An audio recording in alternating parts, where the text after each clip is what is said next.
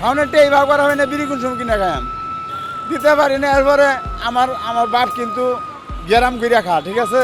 আমার বাইরে সরকার থেকে একটা ঘর দিছে, একটা দহন দিছে আর ছুটু মুটু। ওই বইনে এক বইনে একটু চলা ভাবালা, তার দুই এক লাখ টাকা আছে।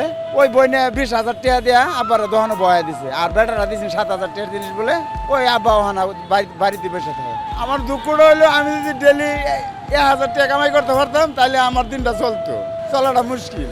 1,000 টাকা করলে আর সংসারটা উঠে ভালো মতো চলে। আর যেভাবে আর কামাই রোজগার হইতেছে, ওই মা বাবা ওই মহিলা মনে করে পরিবারে যে সে ভাইতে টেহা কামাই করে টেহা ভাইতে উড়াইতেছে, ঠিক আছে। আমি কিন্তু টেহা সত্য কথা উড়াই না, না ওরা বিশ্বাস করে না। ওরা মনে মনে ভাবে হি ভাইতে ফুর্তি করতেছে, মানে এনে যে কিন্তু ফুর্তি করতেছি এটা তো আমারটা আমি বুঝতেছি, ঠিক আছে। তাতে বাচ্চা দেওয়ার দিকে মরণটাই ভালো, ঠিক আছে। পরিস্থিতি সরকার বিচ্ছিন্ন হওয়ার পর থেকে পরিস্থিতি খুবই খারাপ।